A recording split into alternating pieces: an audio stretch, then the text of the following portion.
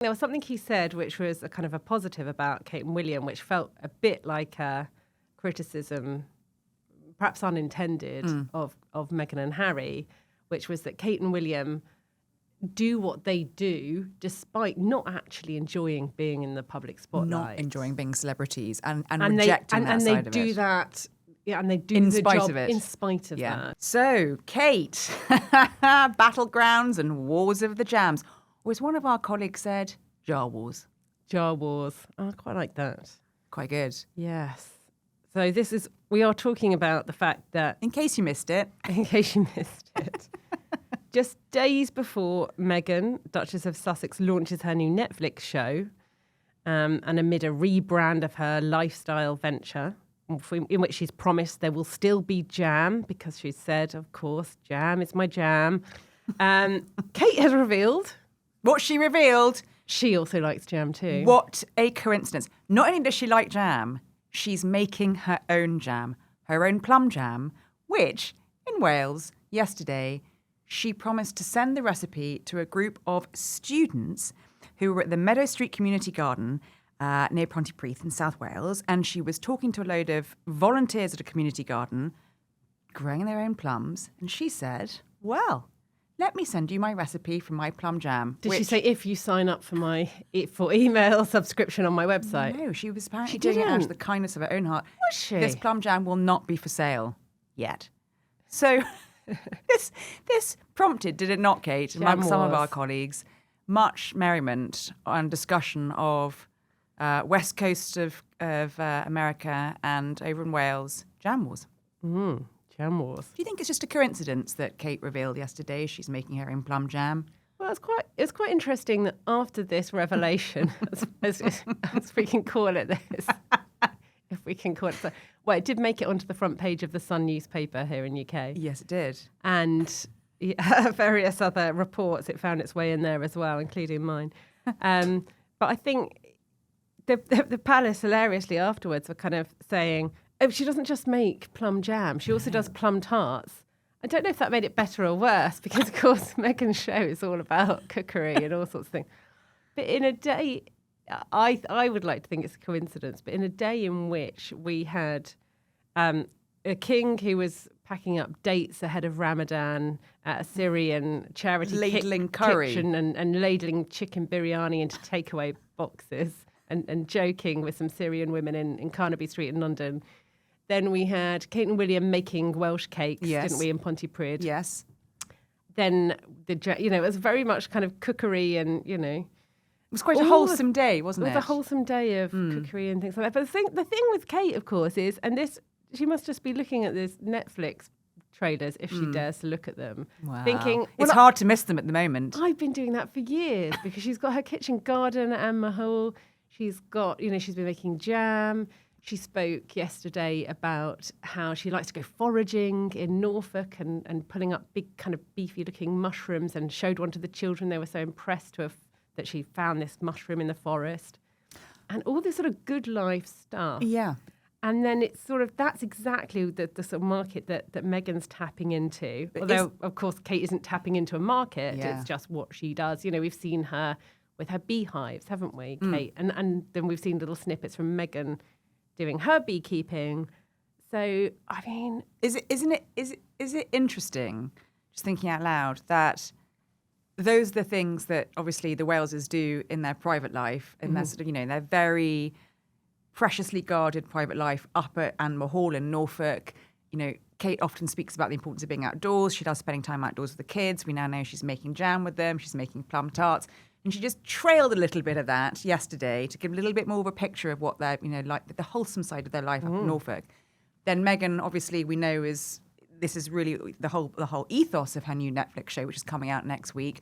We've seen that picture of her running across a field with Princess Lilibet. Who knows? I don't know whether the children will appear in the series. Probably not. But you have Kate sort of making a little brief reference to what they do at home in their private life. Then you have Meghan, obviously, who's going to be welcoming us into her home or someone else's home, but as if it's as at home. It's an interesting sort of look at the two different sides of the two rival courts, one in California, one over here, and how they run their lives. Same kind of branding in a way. Same but different. I did think, is this something that in this day and age we should be a bit surprised by? Meghan's spoken about how women shouldn't be in the kitchen and all that sort of thing. And then it's just very kind of harks back to another world for me, the kind of Women's Institute jam in Jerusalem, that I don't see many people our age doing that now. I don't see many mums making their own jam. And I mean, it is part of this sort of Instagram phenomenon, isn't it, of kind of good living, healthy living, wholesome living and things like that. But it just strikes me as extremely old-fashioned, frankly, and not particularly, it doesn't tally with how people live today. Well, this time next week, we will be able to dissect all of this, whether it's very old-fashioned, whether she's somehow made it more modern, because all 8 episodes, we'll have tucked into them, we'll have devoured them, won't we, Kate? Like a Victoria sponge. Well, a Victoria sponge is one of the recipes she's going to be making. Yes. But the key difference here, of course, is that she makes strawberry jam. We saw several of her pots of strawberry jam dispatched to celebrity friends last year with the old label of American Riviera Orchard, which has now, of course, been changed as ever. Scrap that. And Kate's doing plum jam. Doing plum jam.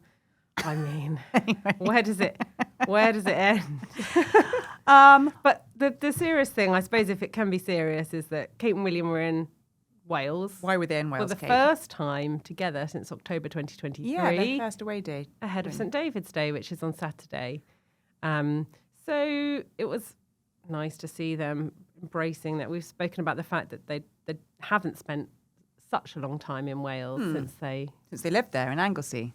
Yeah, since they lived there in Anglesey, and since they adopted the new titles, Prince and Princess of Wales, when William became heir to the throne. What's the history of those titles, Kate? Can you enlighten me? It's funny you should ask me that, Do you have that Roya? information at your fingertips? It's really funny. You should. The producer has told us we must tell you all.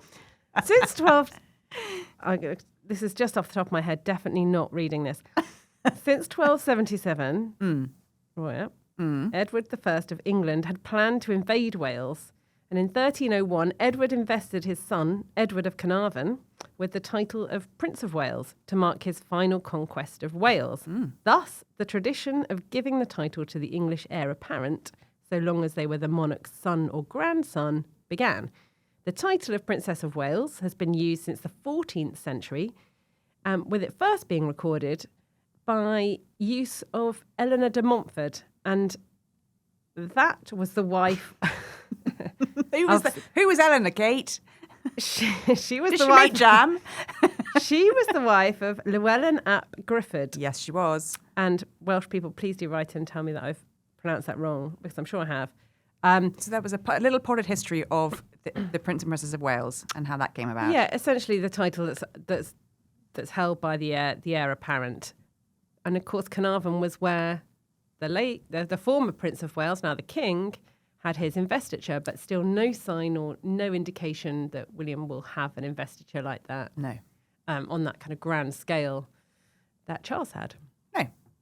Oh, very interesting little history lesson there, Kate. Thank you. Thank you. There you go. So one of the reasons William and Kate were in Wales was to meet with some of the people who've been affected by the flooding there recently. And when they're on their way on the train, they unexpectedly experienced firsthand impact of the flooding because their train was diverted, wasn't it? We got this little note from Kensington Palace to say slight delay, slight change in timescale because actually their Royal Highness's train has been diverted due to flooding. Ironic, given that they were going to meet the families of people who were the victims of flooding from Storm Burton, Storm Dara last year. But also a point from the palace that they were getting the train, I think. And we saw Kensington Palace, their own kind of digital teams, filming them getting off the train, filming them getting back on the train. We're getting the train was the big message, Not a wasn't helicopter. it? We're not flying around in the helicopters. And that seems to be coming across quite a lot in recent engagements that they've both done. They've been making a point of going by train or by road rather than helicopter.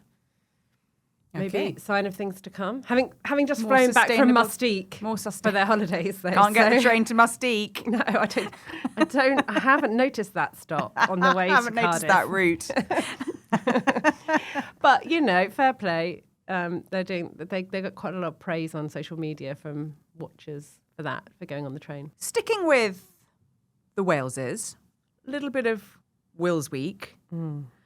We had some interesting insight into William, didn't we? From this documentary, the 60 Minutes Australia documentary that came out, sort of program that came out a few days ago, where his former closest aide, I think, Jason Knauf, who's an American, gave some really interesting insights. So Jason used to be communication secretary to William, Kate, Harry and Meghan. And then he stayed working for William as a special advisor. Then he became chief executive of William and Kate's Royal Foundation.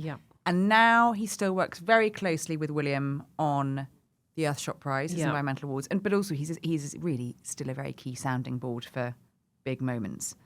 And he was there in Cape Town for the Earthshot Awards. Yes, he was. End of last year. Yeah, he's there for pretty much all of them. So he knows William very, very well. And he gave some quite interesting insight into William's year and how hard he's found it when he discovered that both his father and wife, within days of each other, discovering they both had cancer. He said that he'd had a phone call from William before it was made public, the cancer diagnosis, and that it had been awful. Was the word that he used. Absolutely awful. It's the lowest I've ever seen him, he said. But far aside from just the things that Jason was saying in that interview was the fact that he was speaking at all, in my mind. Because it's so rare to hear somebody who's really very close to a senior member of the royal family. On the record, on screen. On camera. As well. Yeah. And that, the fact that he was, and people like that only ever speak if they've got the kind of the green light from the member of the royal family to go and say these things. But he was also, remarkably frank. I think he spoke about some of the mistakes that he'd had in the job. And there were sort of funny moments, but it showed you, first of all, that he's right at the heart of it, that he's been speaking to William and is still a really close confidant of the heir to the throne. Second of all, that he had been sanctioned to speak was really interesting, and what purpose that was serving, why they were speaking, why he's speaking now. People have been talking about how, Meghan's got her big show coming up. Jason is known, by some people for having been the person who wrote that email at the palace, which was actually reported in the Times several years later, in which those claims about Meghan's bullying behaviour were first raised. That was an email that Jason sent to Simon Case, who at the time was his boss at the palace. And that all came out before Meghan and Harry did their big Oprah interview. Yeah. So now we have this. The timing of it's really interesting. And then, of course, he had to, she, during a court case, Meghan said that she'd, in a witness statement, that she hadn't authorised anyone to speak to the authors of Finding Freedom, that book.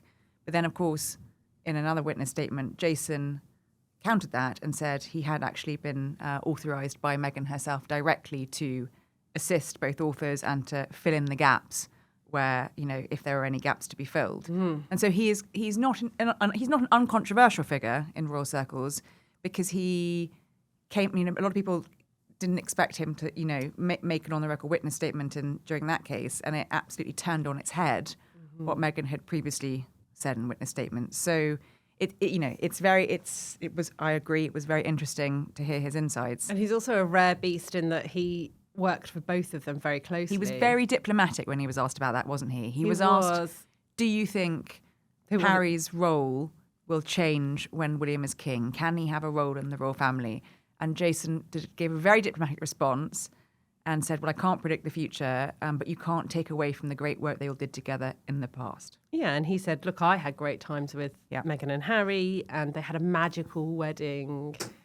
But I did think there was something he said which was a kind of a positive about Kate and William, which felt a bit like a criticism, perhaps unintended, of Meghan and Harry, which was that Kate and William do what they do despite not actually enjoying being in the public spotlight. Not enjoying being celebrities and rejecting that side of it. And they do that and they do in the spite job of it. in spite of that. Yeah, it was interesting. And that to me just felt very much like, oh, who do we know who's different from that? People who seem to seek the public eye, Meghan, and perhaps to a lesser extent Harry. But I thought that was really interesting. And then just the insight that he gave about, William at his leaving do when he did finally leave the palace. William gave a 15-minute kind of stand-up comedy routine almost, just sort of relaying all his kind of mistakes, I think in a very sort of affectionate way. Yeah. But one of those he admitted himself, one of his mistakes during office was when Princess Charlotte was born, and he had the printout piece of paper saying a princess has been born, time and what she weighed. Yes. And then he lost it. Dropped it on the street outside the Lindo wing, didn't he? On the street outside the hospital. Couldn't find it. So Sadly, none of us did either. I think this is more of a criticism of us than it is a mistake of Jason's. We're all with our eyes like locked onto the doors of the Lindo wing to see when the doors were going to open. Actually, if you'd looked down, you might have just seen the big scoop lying on the floor by your feet. Classic. He got away with it, though. But he did get away with it, yeah. But I think his heart was thumping, he said, the whole way. So these things are just so rare, and I think, on the one hand, you might think it's sort of anodyne stuff saying, oh, Meghan and Harry, yeah, we had a great time. But that just in and of itself that he's speaking is a kind of a big moment, I would say, wouldn't you? Yes. And he's really well respected, in the palace and beyond, I think. Yes. Interesting that I think that William still keeps people who no longer officially work for him very close. There's a few figures like that that he still keeps close. 2 or 3 key people that he still talks to regularly and gets advice from and takes advice from. And that to me shows good judgment from William, the fact that he does that. Yeah. Away from the Waleses, the King and Queen. What have they been up to? They've been up to all sorts. Earlier in the week, the King was pulling pints and helping to fit tyres in Staffordshire. Did he actually fit a tyre? No. I don't think he did fit a tyre, did he? I think he watched encouragingly. William did that, didn't he, recently? Yeah. William kind of. Sort of screwed William said he did it loads. Maybe he does in Norfolk, going around in the Land Rover, possibly. And later in the week, he announced a new initiative, 35 under 35. Yes. What's that all about, Roya? So that's a new King's Foundation initiative. So the King's Foundation, which is sort of a amalgamation of quite a few of the King's charities across a load of sectors like sustainability and textiles and the built environment, all the things that the King likes to do well and sustainably. So it's launching to mark its 35th anniversary, this new initiative, 35 under 35. And what they said today is we're searching for a group of exceptional young people who represent the change the King wants to see in the world across nature and sustainability, traditional arts and crafts, textiles, architecture, urbanism, health and well-being, and horticulture and farming. And the final 35 who make the shortlist will have the chance to showcase their specialism and passion at a range of events throughout the year. I think this is really interesting, particularly off the back of your story the other day about this Amazon film being made about the King's legacy projects and harmony, which was the phrase harmony was discussed a lot at the briefing today about this initiative. Oh, was it? Oh, that's and I wouldn't be surprised if some of these people make it into the final cut of that film. It feels like a sort of, this is the future. But it was filming, it has been filming up at Dumfries House, which is obviously the headquarters HQ. in Scotland of the King's Foundation, formerly the Prince's Foundation. And now they're saying that it's the 35th anniversary of this charity. But like you say, actually, what they're doing is it's an amalgamation of all his different charities. As Prince of Wales, he went around setting up so many charities that it became this huge kind of operation to maintain all the charities. As he neared the throne, realised he wasn't going to have the time for all that and had to kind of scale back and streamline it and make sure these charities could stand on their own feet and be kind of future-proofed. And that's what he's done with the King's Foundation. So, that is all part of, like you say, what he stands for, what we understand he stands for. Yeah. And this idea of going back to that 2010 book that he wrote about harmony and how all these different charities are actually all part of the same thing to make the world a better place, so protect the planet, make communities talk to each other better, have interfaith dialogue between different world religions. Make fashion sustainable. Yeah. It all comes together, doesn't it? And this is all Charles saying, look, I wasn't just scattergunning loads of things, in a kind of daft haze. It's all part of a big plan, all under one umbrella. So I suppose this is just kind of solidifying that as Charles always says, as I've been banging on for years about such and such. This is his chance. I just thought it was interesting that the 35 under 35 reminded me of Meghan's 40 for 40 initiative. What happened to that? What did happen to that? She was going to have... when she turned 40, she did that video, didn't she? She was going to sort of get 40 women to mentor 40 other women. I thought it was interesting that the sort of he wants to kind of regenerate all those different strands with young people and bring together all the kind of the sort of elite young people doing all those things in one place. Anyway, I thought it was very interesting, and I suspect it will probably feature and something in his and something to his credit, I think that he set up with the Prince's Trust. That he's always seen this kind of be inspired by young people and giving young people opportunities and things like that. So there was a big revelation from the Queen this week, wasn't there? A very exciting new revelation. She's adopted a new puppy. A new rescue puppy. She has gone where she always goes for her rescue puppies. Battersea, cats and dogs homes. She's got a new little puppy, and it's called Molly. Because she told someone, it's called Molly because it looks just like a mole.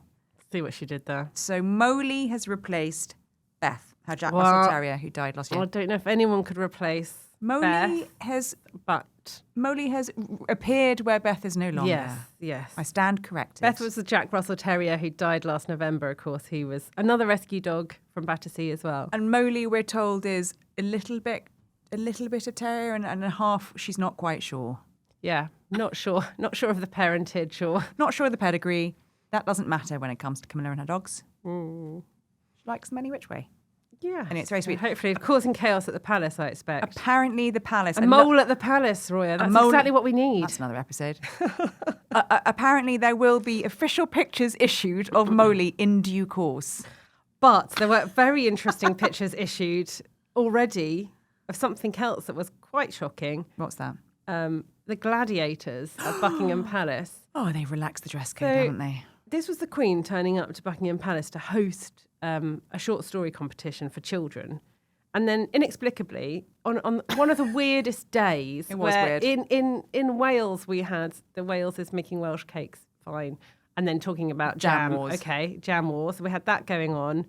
We had the King packing up dates in Carnaby Street, saying that he was past his sell-by date. Sorry, what? Boom, boom. and then Camilla appears at Buckingham Palace, and these pictures are dropping of her with Nitro from Gladiators. Not wearing very much, I think. And fire. And he was in the stuff you'd expect him to wear on the BBC programme, which is not spandex. Much. Sure. What is very it? A low leotard. cut spandex. He's leotard in a leotard.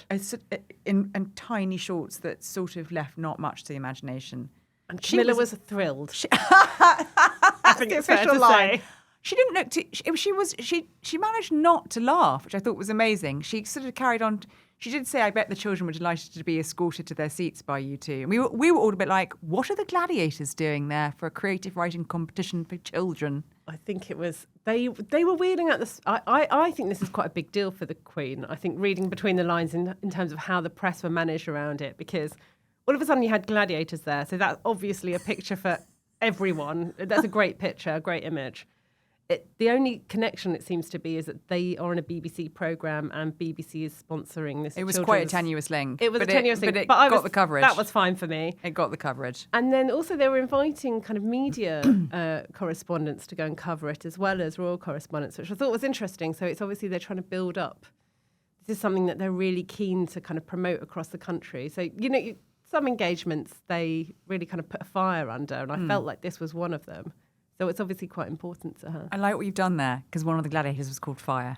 I didn't even know. I didn't even recognise that, but nice connection. Yeah. Yeah, and they got the nice gladiators as well, because the nasty ones. Me and my kids are quite fond of the gladiators on a Saturday night. And Viper is a very meanie one, and Legend is a meanie one, but they picked like the nice ones. Right. So that was good. The good cops. Yeah. Okay. Well, it was... That was a weird day. It was interesting scenes at the palace. It's not often you see very tiny spandex shorts on Buckingham Palace reception guests, but we did yesterday. Yeah, and you think gladiators in the royal family, you have to go back to kind of Roman times to think of arenas and things like that. So all very odd, but yeah, enjoyable. So the other development this week is that you might remember, listeners, we did a special podcast around Christmas time talking to a few people who are on the judging and advisory panel for the memorial that's going to be unveiled next year to mark what would have been the late Queen's 100th birthday. And we've had this week a short list of 5 teams who will, in the coming months, submit some of their ideas to the advisory panel. It's quite an interesting list, Kate, isn't it, when we look at it? Because we know the King is very closely involved in this, and we were told by the people who came on the podcast that he's keeping a very close eye on how plans are sort of evolving, what kind of people might be invited to sort of submit or look. And the shortlisted teams include Lord Foster, the architect Foster and Partners, with Yinka Shonibari, the artist. And that we thought that was particularly interesting, didn't we? Because Lord Foster and the King haven't always seen eye to eye on architecture. No, not at all. I mean, in 2009, Foster was one of a number of architects who publicly criticised the King, who was then Prince of Wales, over his lobbying because he wrote a letter to a newspaper accusing Charles of using his privileged position to skew the course of the planning of the former Chelsea barracks. And actually, that he sent a letter, didn't he? Or he spoke to the who was it? Was it the Qataris? He privately contacted the developers, Qatari DR, backed by the Qatari royal family, to recommend more classical plans. Rather than those that were... It was Richard Rogers, wasn't it? Yes, that's right, yeah. Richard Rogers, the architect. The modernist architect. Modernist. And Charles, behind the scenes, intervened, and Richard Rogers' plan was scrapped, replaced with something much more traditional. And Lord Foster wasn't very happy about that. He thought that the King shouldn't meddle in those kind of public projects. You know, this is the architect behind the Gherkin, of course, so quite a huge character in the architectural world. But then in 2023, Lord Foster told BBC's Radio 4 Today programme that he would love the opportunity to talk to the King about the benefits of change in architecture. So maybe there was a softening. Once he ascended the throne, maybe Foster thought, well, maybe I'll get in touch again. Maybe I'll submit a design for your late mother's memorial. Yeah. The other shortlisted teams include Heatherick Studio, J&L Gibbons, Tom Stewart-Smith and Wilkinson Eyre. So watch this space for whatever they submit. Because this is just the stage where the teams say, we're a great team, let us, give you a design. So we haven't actually seen any designs yet. Neither have the team that we spoke to here on the podcast. This is just a kind of expression of interest. But actually, they've got some really serious names on that list. Thomas Heatherick. Yinka Shonibari did that amazing ship in a bottle that went on the 4th plinth at Trafalgar Square. Yes. Takes me back to my arts correspondent days. I absolutely loved it. I think that's one of my favourite things I've ever seen on the 4th plinth. It was very cool. I love the idea of him working with Lord Foster. And all the others, I'm sure, were really good too. But I thought that's a really interesting... I like Heatherick's, he did the Cauldron at the 2012 London Olympics, Beautiful. Which was stunning. And I remember interviewing him at the time. And he seemed like a really nice, kind of thoughtful architect. And he was bringing in kind of elements of the kind of community and how people would view it and all the material. So I think that would really kind of play well with the judges who are... But neither of those two are traditionalists, which is why I think it's very interesting that they're both on that shortlist that the King is going to keep a very close eye on. Mm-hmm. Maybe the King's, razzing up and becoming a modernist in his later years. Well, that's what they said in the podcast, wasn't it? That they were saying when we interviewed them, they were saying actually he's not such a kind of stickler for tradition as you might think, which led us to believe that perhaps there had been conversations where he could be open to something more unusual. I don't think I think at the end of it, it's not going to be an abstract design. I think it'll still be... No, I mean, I think if you go on the website as well, it's interesting because they've got... This is separate to what is going to be more of a depiction of Her Majesty at the gate. Yeah. So this is about the whole trail, so isn't it? And the kind of digital... Yeah, yes. This will be a kind of a digital trail through, which is going to sum up her life, what she means to people. So they're obviously looking for something quite creative. Well, they've got it in that shortlist, Kate. Watch this space. It sounds promising, doesn't it? Yeah.